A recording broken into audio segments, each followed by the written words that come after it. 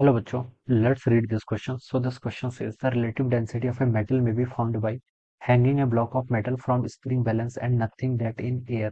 ठीक है, balance rate 5.00 plus minus 0.05 Newton, while in water it reads 4.00 plus minus 0.05 Newton. The relative density will be relative density आपको यहाँ पे बताना है, ठीक है। रिलेटिव डेंसिटी को हमें कैसे लिखना है, ठीक है, परसेंटेज के टर्म में वो बताना है। तो देखिए बच्चों, इस क्वेश्चन का की कॉन्सेप्ट आप क्या लिख सकते हैं, रिलेटिव डेंसिटी लिख लीजिए। क्या लिख लीजिए? Relative density.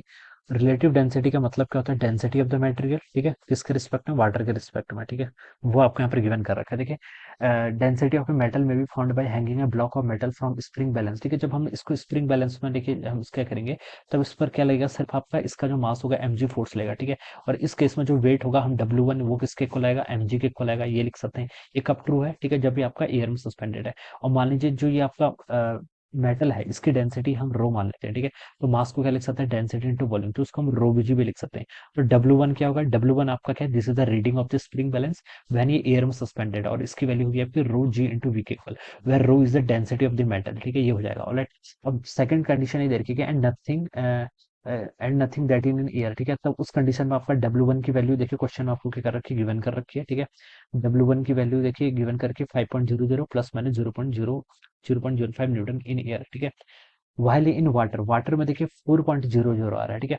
वाटर में देखिए अगर हम रखेंगे तब क्या होगा? वाटर में देखिए एक तो उसका वेट खुद का डाउनवर्ड डायरेक्शन में होगा, mg लगेगा, mg को मैंने क्या लिख लिया यहाँ से? रो जी भी लिख लिया, ठीक है। एक दूसरा वाटर के कारण आएगा, वाटर के कारण देखिए जो फोर्स आएगा वो कितना आएगा?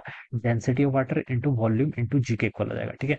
तो ये सब आएगा। तो इस कंडीशन में देखिए अगर हम यहाँ पर इसका वेट देखना चाहें तो कितना हो जाएगा? Rho g V minus density of water into g into V, इसके इक्वल आ जाएगा, ठीक है। तो ये तो आपका क्या आ गया? वाटर में। और ये किस में है? This is in the air, ये आपका एयर में आ गया, ये आपको वाटर में आ गया, ठीक है। मैं इसको पूरा डिराइव कर रहा हूँ, डायरेक्ट फॉर्मूला यूज नहीं कर रहा हूँ, ठीक है। तो यहाँ पर से देखिए आपके कर लीजिए, इन दोनों का रेशियो ले लीजिए, W1/W2, ठीक है। ये कितना जगह देखिए, रोजी से देखिए डिवाइड कर लेंगे दोनों, लेफ्ट में आपका रोजी है, बाहर ले लिया, ठीक है। यहाँ से रोजी, रोजी नहीं, जी और वी को कर लीजिए, ठीक है। जी और वी को ले लेंगे, सॉरी रोजी नहीं करेंगे, जी और वी देखिए हर जगह कॉमन है। तो जी और वी से यहाँ पर मैं डिवाइड कर दूंगा, तो यहाँ पर सिंपली रो बचेगा। यहाँ पर आपका जी भी हो जाएगा, तो यहाँ पर रो, यहाँ पर आपका माइनस डेंसिटी ऑफ वाटर हो जाएगा, ठीक है। ये आपका यहाँ पर से इतना आ जाएगा, ठीक है। इसको देखिए रेसिप्रोकल कर दो तो मैं क्या लिख सकता हूँ? W2/W1, मुझे रिलेटिव डेंसिटी फाइंड आउट करनी है बेसिकली, ठीक है। तो ये आपका इन्वर्स कर दिया मैंने यहाँ पर से, तो ये हो जाएगा आपका rho minus density of water divided by rho के इक्वल, ठीक है। यहाँ से 1 minus density of water divided by density of metal, ये हो जाएगा, ठीक है। तो यहाँ पर से ये आपका इतना आ जाएगा, ऑलराइट। अब आप इसको क्या कर लीजिए, देखिए density of water divided by density, इस टर्म को मैंने ऐसे रहने दिया, और 1 माइनस W2/W1, ये टर्म यहाँ पर ऐसे आ जाएगी। इसको आप लिख सकते हैं W1 minus W2 divided by कितना हो गया? W1 हो गया, ठीक है। तो ये आपका टर्म यहाँ पर से इसके इक्वल आ गया, ठीक है। अभी density of metal divided by density of water, यही तो आपकी रिलेटिव डेंसिटी होती है। तो रिलेटिव डेंसिटी देखिए बच्चों कितनी हो जाएगी यहाँ से आपकी? W1, ठीक है। मैंने इसको क्या कर दिया? रिलेटिव डेंसिटी ऐसे लिखते हैं, density of metal divided by density of water, ये आपकी रिलेटिव डेंसिटी। तो ये आपकी रिलेटिव डेंसिटी आ गई, ठीक है। इसको इन्वर्स करके लिख लूंगा तो W1 divided by W1 minus W2 के इक्वल हो जाएगी, ठीक है। ये वैल्यू आपकी आ गई। मुझसे यहाँ पर रिलेटिव डेंसिटी पूछ रखा है, यानी कि मुझे परसेंटेज के टर्म में बताना है ना। तो देखिए आप क्या कर लीजिए, आप इसको एल एन डी दोनों साइड एल एन लिख लीजिए, ठीक है। यहाँ पर लिखेंगे तो एल एन ऑफ W1 हो जाएगा। एल एन की प्रॉपर्टी का यूज कर दिया मैंने डायरेक्ट, ठीक है। ये इतना हो जाएगा, ठीक है। अब देखिए आपको यहाँ पर परसेंटेज में निकालना है, तो आप इसको डिफ्रेंशिएट कर लेंगे। एल एन डी का डिफ्रेंशिएशन कितना होता है आपका? 1/d, डी के रिस्पेक्ट में कर रहे हैं तो डेल्टा डी ऊपर आ जाएगा, तो ये आपका रिलेटिव आ जाएगा, ठीक है।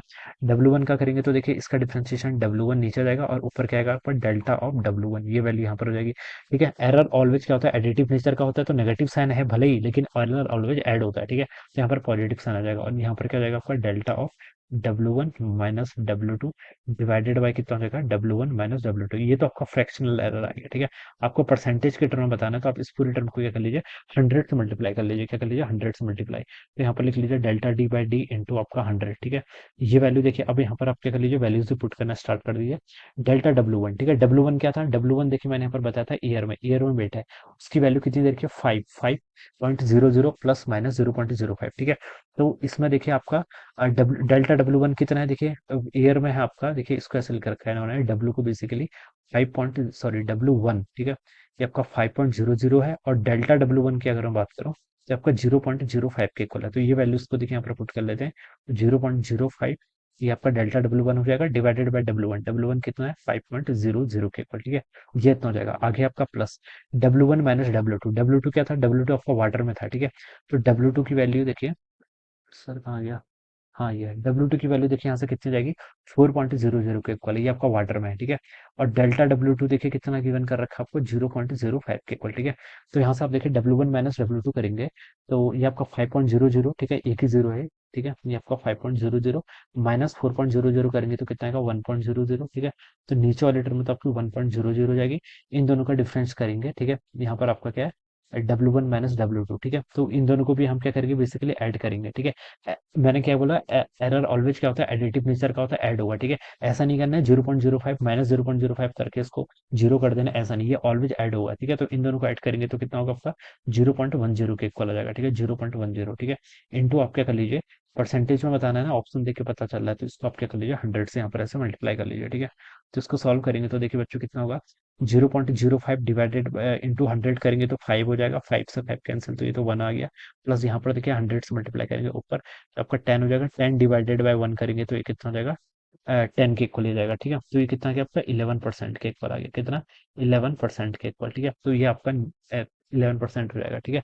तो यहाँ पर से देखिए बच्चों, अगर मैं यहाँ पर से ऑप्शंस को मैच करूँ तो कितना आएगा, आपसे पूछा था रिलेटिव डेंसिटी, तो रिलेटिव डेंसिटी तो देखिए आपकी यहाँ से हमने कैलकुलेट कर रखी है। रिलेटिव डेंसिटी देखिए कितनी आ जाएगी यहाँ से देखिए W1 divided by W1 minus W2, ये वैल्यू आपकी कितनी थी, W1 की वैल्यू देखिए आपकी एयर में कितनी थी 5.00 divided by W1 minus W2 करेंगे तो 1.00 हो जाएगा। तो उसको आप लिख सकते हैं 5.00 प्लस माइनस आपका ये कितना आ रहा है 11% आ रहा है। So this must be the answer. तो ये कौन सा बी मैच कर रहा है, बी ऑप्शन मैच कर रहा है। तो ऑप्शन बी इसका क्या हो जाएगा राइट आंसर हो जाएगा, ठीक है। This is the answer. So I hope you all understood this concept. All the best and thank you.